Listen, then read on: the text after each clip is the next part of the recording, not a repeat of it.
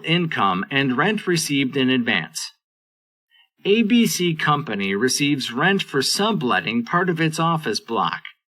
Rent receivable quarterly in advance is received as follows. 1 October 20x3, 3 months to 31 December 20x3, $15,000.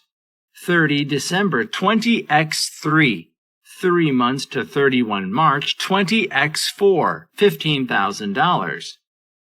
4 April 20x4, 3 months to 30 June 20x4, $18,000. 1 July 20x4, 3 months to 30 September 20x4, $18,000. 1 October 20x4, 3 months to 31 December 20x4, $18,000. What figures, based on these receipts, should appear in the company's financial statements for the year ended 30 November 20x4? Answer. Receipt.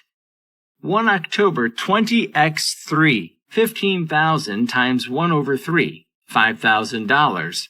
30 December 20x3, $15,000. 4 April 20x4, $18,000. 1 July 20x4, $18,000.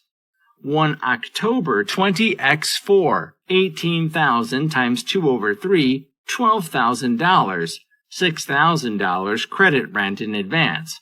Credit to statement of profit or loss, $68,000.